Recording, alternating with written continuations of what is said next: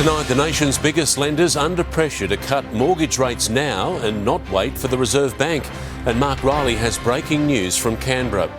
New South Wales ambulance forced to apologise to shark attack victim Lauren O'Neill for leaking gruesome photos. A dramatic citizen's arrest in Randwick after a frenzied stabbing attack. The government admits the Rozelle interchange was a disaster from day one and no one saw it coming. Exposed Australia's helicopter graveyard, the weapons Ukraine has been begging for. The new rules for concussion to protect children from a lifetime of misery. And the last-minute rush for tickets ahead of tonight's record Powerball draw. Live from Sydney, 7 News with Mark Ferguson. Good evening. On the back of better than expected inflation figures, political leaders are now urging the big banks to start cutting interest rates even before the Reserve Bank moves. Mortgage holders could be saving hundreds of dollars a month with just a couple of rate reductions. Celebrating Medicare's 40th birthday. As celebrations over yesterday's inflation nosedive turn to questions about when interest rates should fall too. The Reserve Bank of Australia are an independent body and the government doesn't direct them. Though he'd earlier revealed his preference. I, of course, would like to see cuts to interest rates. Economists are now predicting 2 and possibly 3 rate cuts this year. On a $600,000 mortgage, 2 25 basis point cuts would save $200 a month. The Queensland Premier sticking his neck out, demanding the Reserve Bank cut soon and the retail banks do it now. There is no rule that says the banks can't cut rates in advance of the RBA. The 1.3% fall in inflation to 4.1 spurred the stock market to a record high, falling back today, but still good news for self-funded retirees. My super depends on that, so it's very good. Our share portfolio has been going down like everyone else's, so very pleased. But the effects of 13 interest rate rises are still being felt, particularly in retail, with consumer confidence at a record low. Even cut-price retailers like Circonomy, selling refurbished furniture, clothes and household goods, are noticing the change in consumer behaviour. They're really trying to ensure that the dollar is going further and they're spending a lot more time shopping around. The retailers' wish from next week's Reserve Bank meeting? Return some love during that Valentine's period and actually cut interest rates. Wanting the cash registers to start singing again. And with the reworked Stage 3 tax cuts going before Parliament next week, I can reveal that the Coalition is planning tonight not to vote against them, not wanting to stand in the way of cost of living relief for Middle Australia and effectively dealing the Greens out, ensuring they can't leverage their casting votes to force even more changes. Shadow ministers are promising, though, to launch a full-scale attack on Anthony Albanese over his broken promise. And I'm told the Coalition will announce its formal position after its party room meetings early next week. Mark. OK, Mark Riley with the latest from Parliament House. There has been a shock development into who leaked gruesome photos of shark attack victim Lauren O'Neill. Tom Saker has this breaking news. Tom, someone has confessed. Well, Mark, a paramedic has come forward to say they were responsible for circulating photos of Lauren's badly mauled leg on social media. It comes after police and St Vincent's Hospital both launched inquiries today. St Vincent said the photos appear to have been taken inside its emergency department, and there was speculation the photos were from police who had sent the images to government scientists. But late today, New South Wales Ambulance said one of its members was responsible. In a statement, they said New South Wales Ambulance sincerely apologises to Miss O'Neill for the breach of her privacy and the additional distress it has caused her and her loved ones at this most difficult time. Of course, privacy issues are integral to our health service, so the ramifications for this paramedic could be very severe. Mark? You would think so, Tom. Thank you. A court has heard a man who allegedly attacked his own mother at Randwick yesterday checked himself out of a psychiatric hospital the day before. Jordan Fay told police he travelled to her home with the intent to harm his mother before she was slashed more than a dozen times. Chased by civilians, a man is tripped, kicked and punched. But these tradies aren't the attackers. Jordan Fay was running from his mother's Randwick home, where outside he allegedly slashed her more than a dozen times with a metal paint scraper. There was blood all over him, and he was in another world. It was like something's wrong here. Bystanders held the 21-year-old down until police arrived. The arresting officer had his gloves out. I go, don't worry about the gloves. I go, just handcuff him. His mother, Alexandra Fay, was helped by neighbours. You could see the body was shaking. Everybody was running up there like headless chooks. It was insane. The 47-year-old was rushed to St Vincent's Hospital in a serious but stable condition. I hope she recovers. The court heard Jordan Fay discharged himself from a psychiatric facility on Tuesday. Police say he travelled to his mother's house with 2 books, Malat and Australian Psycho. He allegedly found the weapon in the bin room, and after the attack, police claim said his name was Lucifer. He was charged with wounding with intent to cause grievous bodily harm. Witnesses say they saw Jordan walking up and down the street moments before he allegedly confronted his mother outside her home. The 47-year-old has tonight taken out an apprehended violence order to protect her from her son. He was refused bail and ordered to seek treatment in custody. He'll return to court next month. Bill Hogan, 7 News. Premier Chris Minns has conceded Sydney's troubled Rozelle interchange suffers from what he said was a lack of foresight in planning. The $3.9 billion Spaghetti Junction had its biggest post-holiday test today. Once again, it failed. If there were any real hopes the Rozelle interchange would be trouble-free this morning, peak hour arrived and made clear it was never going to happen. The bottleneck was moved just a couple of kilometres up the road. Transport bosses still urging drivers to steer clear. Avoid that time if you don't need to travel. That will help every one of us. Lyons Road, Drummoyne feeling it like never before, with delays also banked north along Victoria Road. And certainly, if you have the opportunity of trying out a bus journey with the bus lanes, buses were running pretty well today. Balmain residents were given a reprieve at the expense of their neighbours to the north. We were holding traffic back from Gladesville, Drummoyne, and that caused some delays. And this is the fine-tuning of sequencing the traffic. The Premier still blaming the previous government. A lack of foresight in planning, I've got to say. Traffic volumes are expected to drop some 15% here at the Rozelle interchange tomorrow morning, so the next real test will come on Monday morning. Although drivers on the Warringah Expressway are warned to expect a real nightmare this weekend. Disruption to allow for overpasses to be built. This weekend, some big surgery. There will be diversions. You'll be on and off the Warringah Freeway on certain lanes. Another road drivers are being urged to avoid. Evan Batten, 7 News. There'll be chaos too on our rail network this weekend, with major track work scheduled. Passengers are being warned to check their travel apps, with sections impacted on the T2, T3, T4, T5 and T8 lines. Buses will replace trains as almost 900 workers attempt to fix more than 40 high-priority defects. A notorious killer has been freed on parole from a Sydney prison but has been kicked out of the country back to his native New Zealand.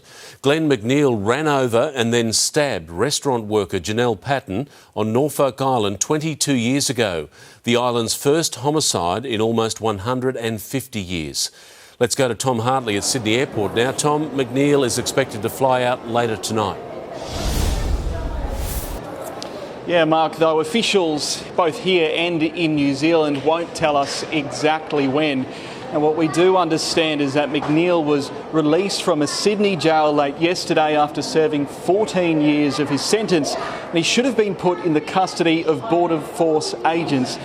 Now, back at the time of the murder in 2002, it shocked the small community on Norfolk Island and broke the hearts especially of Janelle's parents, because it took 5 years to actually charge McNeil.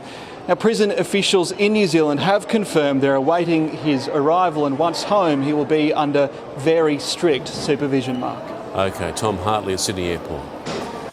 The major sporting codes are under pressure to adopt new concussion guidelines to help protect against brain damage. The changes would see players of all ages sidelined for at least 21 days following a head knock. James Graham says winning at all costs bang came at a high price. And that'll be the end of Graham's afternoon. He's screaming out, I'm all right. He wants to get up. You have the attitude of not wanting to let your teammates or your club down. What's really letting people down is not treating concussion seriously. And welcoming a new push to change that. There is probably somewhere between 100,000 and 200,000 sport-related concussions per year in Australia. We know one of the greatest risk factors for concussion is someone returning too early from a previous concussion. The Australian Institute of Sport bringing in simple and clear guidelines for kids and community sport. The key recommendations include a minimum 21 days before returning to play after a concussion and at least 2 weeks without symptoms before doing any contact training, and for clubs and schools to have concussion officers. Symptoms can be subtle, like tiredness, light and noise sensitivity. Sporting greats raising awareness about the damage they've suffered, like South's legend Mario Fenech. People are going to learn from what we're saying here today. And we don't want other kids to get brain damage like you. They want to see these new guidelines used right away, but they are voluntary. Around 30 sporting bodies have already agreed to them, but the nation's biggest sporting codes haven't yet. The NRL says it's analysing and will carefully consider the guidelines. The AFL says its concussion guideline review process is ongoing. The national bodies representing netball, cricket, soccer and rugby union also considering the advice. Remember, if in doubt, sit them out. Paul Caddack, 7 News. Football Australia is investigating a possible data breach involving players' passports and contracts, as well as ticket buyers' personal details. In what's been dubbed a cyber-own goal, the organisation leaked secret online keys, allowing public access to private data. Researchers believe every customer or fan of Australian soccer could be affected. Many parents were feeling some relief today with children finally going back to school. But the new school year has triggered a new classroom funding battle, with the state government accusing the Commonwealth of trying to shortchange New South Wales students. Marking the new school year with a new school. The newest school in the state. The Premier opening Jerrabombra High outside Queanbeyan, one of 18 new and upgraded schools ready in time for Term 1. But the opposition says the government has ripped off its homework. Most of these school projects had already begun well before Chris Minns and Labor even took government. As a schoolyard brawl erupts between the state and federal government over funding. And the reason for that is they've got deeper pockets. To meet Gonski fair funding targets, states pay for 75% of school funding, the Commonwealth 20%, leaving a 5% gap. The federal government has offered a funding boost of $3 billion, taking its share to 22.5%, as long as the states cover the rest. WA has signed up. Everywhere else has rejected that offer. I'm not going to accept a deal like Western Australia have done if we believe we can get better. And students will have to do better too, with the federal funding tied to the states committing to rolling out tutoring and support programs for disadvantaged kids at risk of dropping out. And we're going to tie that money to the things that we know work. Committed to delivering a deal for both students and schools. Taylor Aiken, 7 News. Politics has lost a giant of the New South Wales Labor Party with the passing of the state's longest-serving treasurer, Michael Egan. He held the post from 1995 to 2005 under Premier Bob Carr and largely wiped out debt while funding the Sydney Olympics. I know his passing will hit the Labor family really hard, and it's the end of an era. After politics, he also became the longest-serving Chancellor at Macquarie University. Michael Egan died last night following a long illness. He was 75. 7 News has uncovered the location of the Taipan helicopters that are to be stripped and eventually buried as landfill by the Australian Army. Ukraine was begging to take the unwanted choppers off our hands. Instead, they're being scrapped, all $900 million worth. Hidden from public view inside a RAF base hangar in Townsville, the decommissioned, mothballed Taipan helicopters that Ukraine has been begging for. We can save lives, we can get them over there. The fleet of 45 Taipans was grounded last September, Defence citing multiple safety incidents. Worth $20 million apiece, they're now being disassembled for eventual burial, despite pleas for a rethink. Let's make it a win-win situation for everybody, for the government and for Ukraine. The federal government says Ukraine's request came too late. They'd already started to strip them. It will require considerable taxpayers' money and time to get those aircraft back into flying conditions. 7 News has also spoken to the aircraft maintenance engineer who was team leader for the Taipan fleet for the last 10 years. He says he'd even be prepared to volunteer his time to get the helicopters operational again for Ukraine.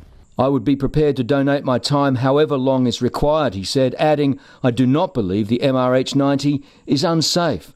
Ukraine flies Russian helicopters, some decades old, older than most pilots. Defence confirming today significant parts have already been sold off. It's a missed opportunity that we have in terms of support from Australia to Ukraine, but I think we have to move forward. But the Ukraine Federation saying if the government can change its position on Stage 3 tax cuts, it can on Taipans too.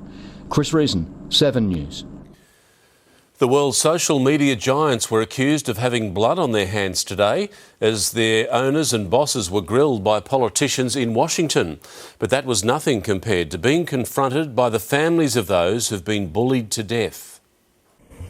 Few have more power than Mark Zuckerberg. Yet today, the Meta boss met his match. They're here, you're on national television. Would you like now to apologise to the victims who have been harmed by your product? Confronted by parents with pictures of their dead children, the victims of online bullies or drug sales, social media grief distilled. Social media's best-known CEO cajoled into saying sorry. No one has to go through the types of things that your families have had to suffer. Too little, too late. And he was made to do it by one of the senators. I don't feel like he has emotion. Some CEOs needed a subpoena to get them to a hearing even the politicians say is like an annual flogging. Safety is one of the core priorities that defines TikTok under my leadership. You have blood on your hands. You have a product. You have a product that's killing people. For all the tension in today's hearing, Americans might wave it off as political theatre. Politicians have hounded big tech bosses here for years, but passed very few laws to curb them. I'm so tired of this. It's been 28 years, since the internet? We haven't passed any of these bills. In the United States, Tim Lester, 7 News. A couple of hours from now, one lucky punter just might be $200 million richer following tonight's record Powerball draw. 1 in 2 adults is said to have a ticket. The odds are astronomical. But there are plenty of Aussies who know that winning feeling. If you haven't been fantasising about winning $200 million all week, for a moment, just imagine. You have won at that $100,000. So congratulations. How does it feel? Are you serious? I'm just getting all emotional. You were our Division 1 winner and won $1 million. Oh, you're joking. You have to be joking. Oh, my God. I can't believe it. $1 million. $1 million? That's 100,000 each. Small change for some. You have won $10 million. Oh my God, I'm in shock. I don't know what to say, I'm in shock. My heart is beating. Do you think you'll go back to work after Smoko? No, I'm walking out right now. And some serious money. $53,333,333.34, mate. Congratulations. My grandson wanted a dog for Christmas, and I was trying to work out how I was going to afford it. He can have as many dogs as he likes now. The odds against winning the jackpot are more than 1 in 134 million. You have more chance of being struck by lightning, 1 in 12,000. Being killed by a bee, 1 in 54,000. Or being wiped out by an asteroid, 1 in 1.6 million. People don't realise when you look at that as a number, it's essentially zero. Might see you tomorrow. Tom Saker, 7 News. Good luck. Time to check the weather now with Angie Asimus. Angie, we finally saw some blue sky this afternoon. Mark, it took a little while, but as the clouds parted in the early afternoon, we were treated to some sunshine. It caused conditions to become quite steamy with a top of 29 degrees in the CBD and 32 in our west. Virtually no sign of rain today, but what has returned is the heat. Again, parts of the state hit 40 degrees. That was at Burke, with Canamble not far off with 38. So the heatwave warnings are back. We have a low-intensity heatwave spanning much of New South Wales, with severe heatwave conditions expected to peak over the weekend. We're looking at overnight minimums in the mid-20s, daytime temperatures nudging 40, and that's not just for inland centres. That does include Sydney. Details on when those conditions will arrive coming up soon, Mark. Sleepless nights. Again. Angie, thank you. He's a disgraced police officer and son of a former Premier. Daniel Keneally has been sentenced for fabricating evidence why he escaped jail. The incredible speed clocked by a motorbike rider before he crashed in Sydney southwest. School's back, but it's a case of double vision at one South Sydney High School. New hope for home buyers, the latest data on Sydney property trends.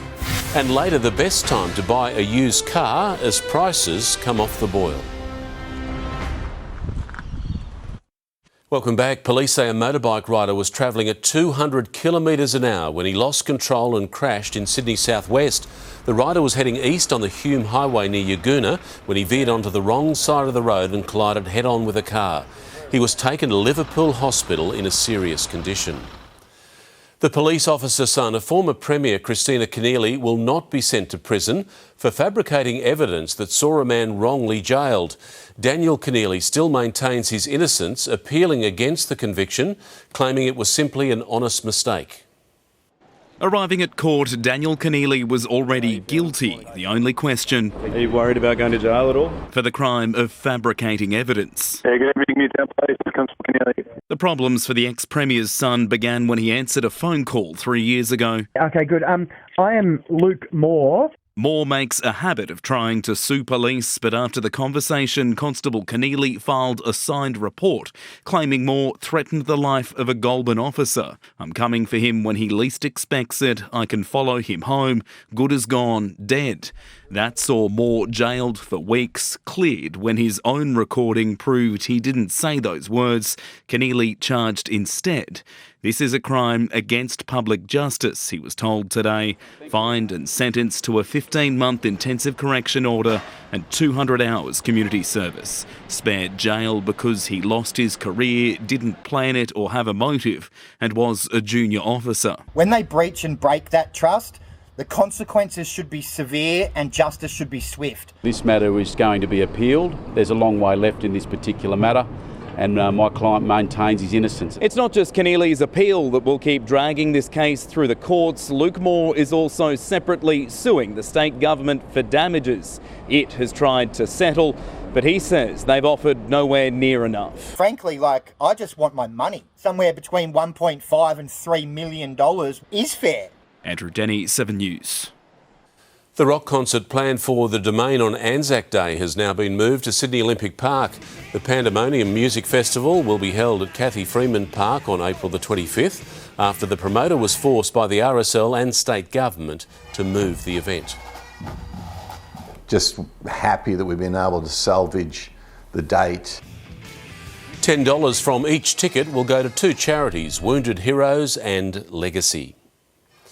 Sydney property may still be a seller's market, but there are some positive signs for buyers trying to find a home. Price increases are slowing as more people look for cheaper options. Tom Saker explains. It's no secret those looking to crack Sydney's housing market have had a rough run. In the past year alone, prices soared 11.4%, nearly 3% above the national increase. But now, signs of stability. Prices nudged up marginally over January at a slower rate than the rest of the country. That's due to high interest rates and buyers on high incomes looking for cheaper properties. The larger, more expensive markets like Sydney, Canberra and Melbourne are basically flat or falling in value. Still, Sydney remains the toughest place to buy a home. It's the only capital to have a median value over $1 million. House values rising much more quickly than unit prices. There's now a 68% gap between the two. Adding to lingering pain for buyers, a COVID hangover. Prices in Sydney are up nearly a quarter since the onset of the pandemic. They're 45% higher in regional New South Wales, but falling from the 2022 peak. Mark? Tom, thank you.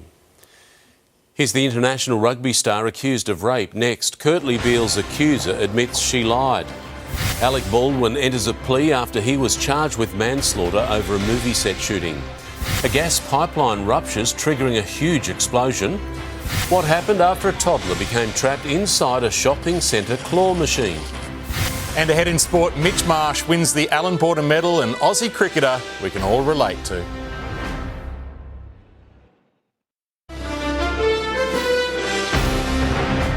Welcome back. Kurtley Beale's alleged rape victim has admitted lying during a taped phone call with the Wallaby star. She now faces further scrutiny over an encounter in a hotel toilet that his lawyers claim was mutual. Kurtley Beale spoke to the woman a month after the alleged rape in December 2022. And how his accuser prepared herself before she called him was at the centre of today's questioning. Act friendly and normal, she wrote in a notebook. Convince him he is guilty and not innocent. He will be better off if he confesses.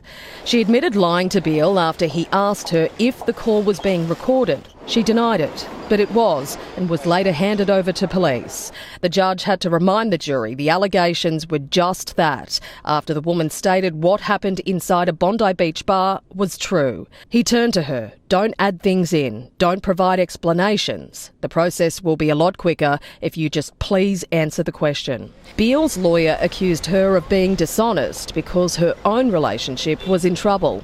You decided to take an incident that was entirely mutual and turn yourself into a victim, so your fiancé would have to treat you with love, care and sympathy. That's why you have made this completely false series of allegations. No.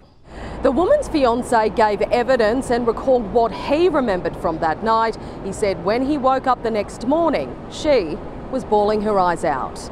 Leonie Ryan, 7 News. The Premier has apologised to hospital workers who'll have to pay for parking from today. It was free during the pandemic. And while workers are being offered a concessional rate for parking, some are complaining that there is a waiting list. I completely understand that frontline health workers are angry with the government and their decision in relation to this, and I genuinely apologise for it.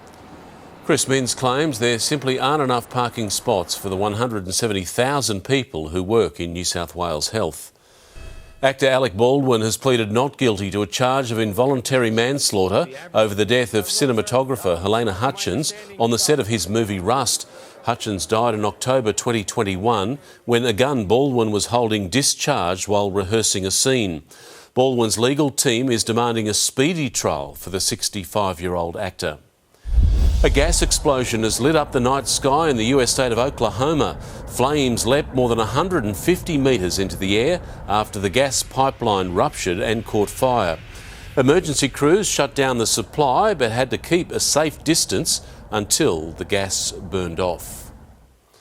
School is back, and this year almost 1 million children have hit the books for the first day of 2024. But at Woolooware High, teachers are seeing double, with 7 sets of twins starting Year 7. Getting to know your students at the start of a school year isn't easy. Lilia. Here. Piper. Present. But Mrs. Porteous will have to work twice as hard.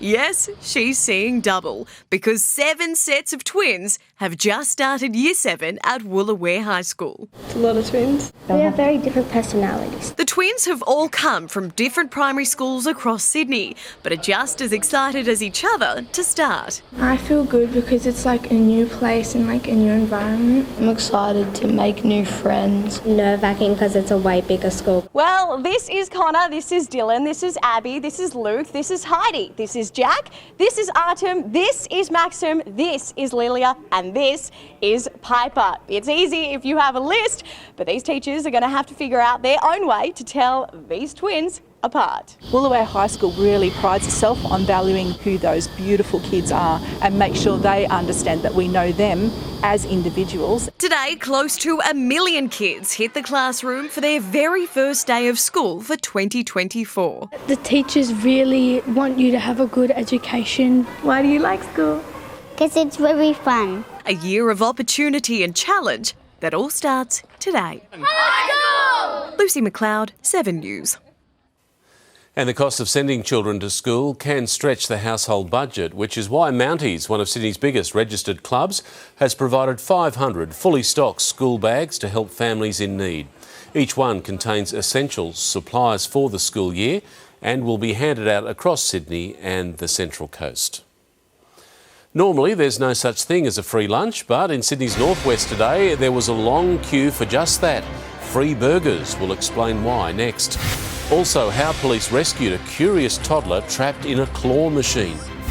And soon in sport, what's going on with Queensland? Cameron Smith quits the Origin Dream Team.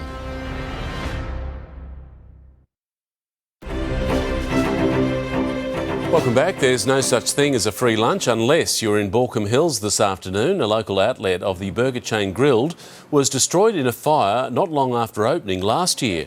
To celebrate its new launch, the owners gave away 754 burgers. That's a nod to the address of the first ever grilled restaurant that opened in Melbourne 20 years ago. A 3-year-old Brisbane boy has a story to tell for the rest of his life after being rescued from a claw machine full of toys. The toddler climbed up through the prize chute and was not in a hurry to leave. Cooking up mischief, 3-year-old Ethan Hopper has always had an appetite for adventure. He was climbing before he was walking, and he's always kept us on our toes. Everyone we spoke to says they're not surprised that it's something that he would do because he's so very adventurous. But never in their wildest dreams did they think he'd end up here, trapped inside a Hello Kitty claw machine while his parents paid for groceries. And I looked over at Ethan and he was just standing next to the machine. I looked back to talk to the lady and then I turned back and he's inside. And that's where he stayed for the next hour, playing with the toys. To start throwing toys down the chute, screaming out free toys. I wanted to freak out, but I thought then he would freak out. Until police arrived. Glass? Perfect. And worked out a plan to get Ethan free. Ethan, go to that back corner. Ethan, cover your eyes, hide. Come here, buddy. There you go.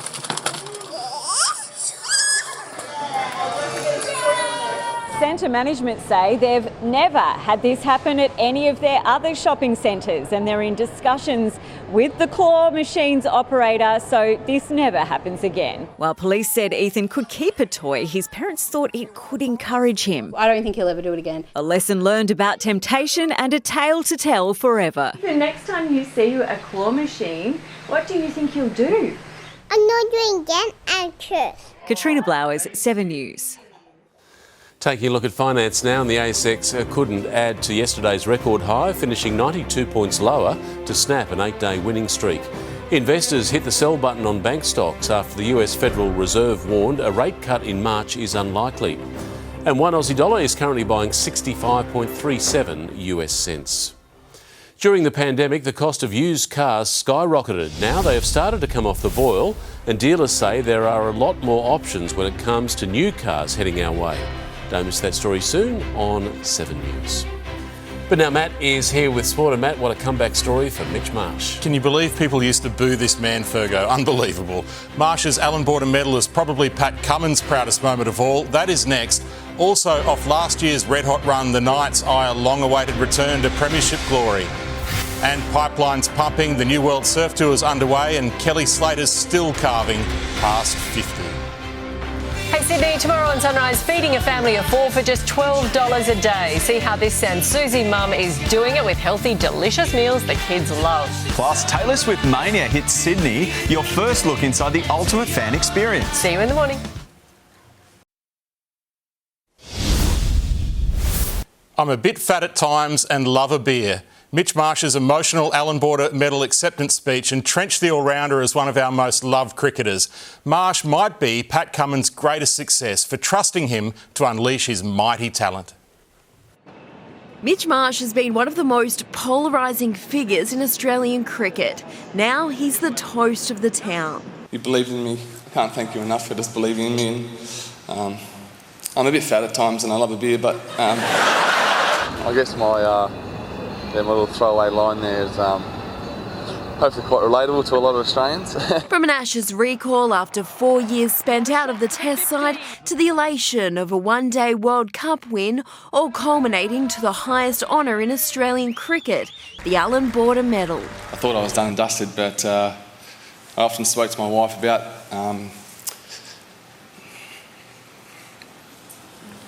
that I just wanted to get one more crack at it, and it's been amazing.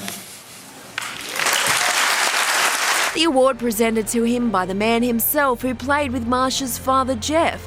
Not that Dad was glued to the heartfelt speech. I called him, he was in a pool comp at the pub, so he had to call me back. It was the night for all-rounders. Ash Gardner just beat out Elise Perry for her second Belinda Clark medal. Well, I feel like I've probably won this award off my bowling this time around. Where probably last time it was more of an all-round package. Will Pukovski has been ruled out of Saturday's Sheffield Shield clash after suffering dizziness following a knock on the helmet almost 2 weeks ago. Cricket Victoria choosing to take a conservative approach after the 25-year-old's long-running battle with concussion. Jaleesa Apps, 7 News. Are there signs of trouble in Billy Slater's Queensland Origin Dream Team? Maroons legend and Slater's assistant Cameron Smith has quit the coaching staff. He'll be replaced by champion Manly hooker and current Broncos defence coach Matty Ballin. So I'll just be myself. I'll go in, work hard, give the players the best opportunity to beat New South Wales. Front and centre with the Knights in shining 2024 team kits today, Kalen Ponga, the Dally M medalist, is expected to return to the Maroons fold. His recovery from concussion and role in Newcastle's run to a semi-final became the feel-good story of 2023. Breaking a 23-year title drought's a priority now. I'm just looking to start the season, looking forward to starting the season. I can't wait. We always got the goal in mind to win the comp. Leo Thompson, the softly spoken enforcer, has taken a leadership role. Even with his captain Son Heung-min away preparing to face the Socceroos, Ange Postecoglou continues to impress with Tottenham. Spurs are back inside the Premier League's top four after an exhilarating comeback win over Brentford 3-2. He probably hasn't scored enough goals of his own over the last few years to have his own celebration, so he probably had to copy mine. Big Ange didn't like it. If they're that brave about things, my players and their players get into a UFC cage and I'll see how brave they are, you know. So we're out there to play football. 1-0 down at the break, a bold double sub 3-2 win lifts them back into the top four. We've been there or thereabouts the whole season, so it's not nothing different for us. At Anfield, Liverpool's brightest young star announced his arrival. Conor Bradley! What a moment for the youngster! One to cherish for a lifetime! A first Liverpool goal plus 2 assists for 20-year-old Conor Bradley in a 4-1 hiding of Chelsea. Oh, lovely. The super goal set up by the young fullback. Erling Haaland returned from a 2-month injury layoff. He is back. Second to the Reds, 5 points back, but with a game in hand. The modern cult hero of supercars fans senses his big chance to capitalise on champion Brodie Kostecki's absence from the season opener at Bathurst. A championship is the elusive piece of Chaz Mostert's wild career. Everyone at this point of the year is obviously thinking bigger and better things than last year. We want to try and get a race win at the start of this year. We didn't get one last year, and I'm still a bit bitter about that, to be completely honest with you. And Mostert finished fourth last year without winning a race. Erebus insist Kostecki will be back after skipping the February 23 opener. 51 years of age in pipeline pumping, King Kelly Slater is defying time like no one else.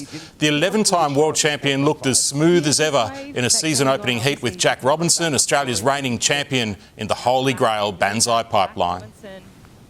I was all fired up with our heat, like me and Kelly. Yeah, it was a good heat. Had all the butterflies before the heat, and I was trying to let them fly. Both are through to the knockout round of 32, where Slater faces Aussie Ethan Ewing. The spiritual home of surfing always bears teeth, as 21-year-old rookie Cade Matson found out in the harshest way. I can't quite relate to what Kelly Slater's doing, but a few of the things Mitch Marsh likes to do, Fergo. What a legend. A great year and an even better speech. Yeah. Thanks, man. Australians bought a record number of new cars last year, more than 1 million, and twice as many used cars. Now industry experts are predicting even more demand in 2024 with better buying conditions and wider choice. Business has been booming at car yards across the country. 2023 was a phenomenal year for the automotive industry in Australia, particularly used cars. Pandemic-induced backlog for new cars drove demand for second-hand. More than 2 million was sold over the course of the year. Hitting its pinnacle in November, 204,000 vehicles transacted and sold. Almost 17% of all sales were Toyotas. Mazda was the next most popular make. The crowd favourites were Utes, the Ford Ranger and the Toyota Hilux. The consumer did get a win. We did see a reduction in pricing. Prices are forecast to keep trending down, having already dropped almost 12% in the past 9 months. Much like the housing sector, vehicle prices are largely driven by supply and demand. With so many imports coming into the country this year, we're told it will be a buyer's market. The used car and the new car market are interlinked. When the one is in good state of supply, the other one follows suit. The consumer can expect to see drive-away deals, finance offers throughout the course of 2024, and again, which encourages a really strong used car market. Wait times for new cars are expected to ease too, from years-long waits for the most popular Toyota models to a few months. And for most other makes, the wait times are going back to around 20 to 30 days, the levels we saw before the pandemic. Tom Hartley, 7 News. Now Angie's back with the forecast. Ange, will the clear skies last? Well, Mark, it turned into a beautiful afternoon today across Sydney, and yes, we will enjoy some more sunshine tomorrow before a grey change to kick off the weekend. Details next. Tonight's 7 News headlines. After those better than expected inflation figures, political leaders are urging the big banks to reduce interest rates now. A paramedic has admitted leaking gruesome photos of shark attack victim Lauren O'Neill. And a court has heard a man who allegedly attacked his own mother at Randwick yesterday had checked himself out of a psychiatric hospital. Now here's Angie with the latest on Sydney's weather. Thank you very much, Mark. It is a clear night in Sydney and those settled conditions should remain into tomorrow, so some more sunshine to enjoy in the short term. As those clouds parted in the early afternoon, temperatures peaked at 29 degrees in the CBD. Right now, still fairly warm, sitting on 26 degrees. Was a couple of degrees warmer in the suburbs. Cronulla reached 31, as did Mascot. 32 was the top at Bankstown, with mostly light winds this evening. Things are fairly quiet on the satellite image locally at the moment. High pressure's the dominant feature, allowing a lot of that cloud to clear and calm winds to return. Tomorrow we'll just see some very isolated showers on the coast due to onshore winds, if anything. On Friday, a cold front will clip the state's far southeast, bringing slightly milder conditions to the coast on Saturday, and that will be a very brief reprieve before the heat really ramps up again on Sunday. Around the capitals, Brisbane's expecting blue skies and a warm top of 33 degrees. A steamy 32 for Canberra, staying fine. Melbourne's looking partly cloudy, all settled, 21 degrees. Gusty for Hobart, 18 the forecast maximum, so a bit cooler there. Adelaide's looking settled, 29. No reprieve for Perth, 37 degrees and sunny. Unsettled weather continues in Darwin with a top of 33. Statewide, we've got a couple of showers expected around Wollongong, but apart from that, it is looking fine and sunny. Also very warm, 29 degrees in the southeast at Bega. Newcastle is on track for 31, as is Port Macquarie. Mudgee to hit 36 degrees, and Moree and Burke should make it to 40. The metro region may just see a morning fog in the western suburbs tomorrow. The odd passing showers possible, mainly inland. Otherwise, it's a partly cloudy day. Light winds tending southeasterly from about the middle of the day. Bondi expecting a top of 25 degrees, Parramatta 29 and Richmond expecting 32. On the water, variable winds to about 10 knots at first. They'll shift to the southeast later in the day, down to 20 knots on a sizable 2.5 metre swell. Back in the CBD, it's another warm night, 21 degrees, a top of 28. It's going to be partly cloudy. Ahead Saturday, one of the coolest days of the week ahead. Cloudy, 27 degrees in the CBD, 30 in our west. Then there's a sharp rise on Sunday, 32 in the city, 40 degrees in our west. Monday's the scorcher on the coast, minimums in the mid-20s and a top of 35 degrees. Some very, very warm nights when it's only dipping to 25 degrees, Mark. Beach day Sunday. Indeed. Angie, thank you. Before we go, here's a look at a special report we have for you tomorrow night.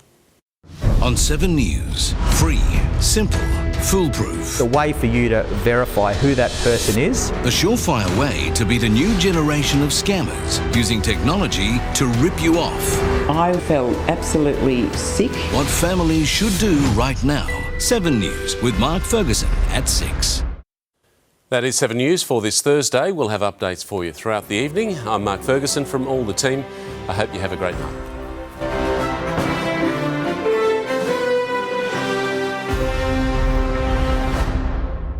Stream 7 News anytime, live and on demand on 7 Plus. And with 7news.com.au, you'll know the news now.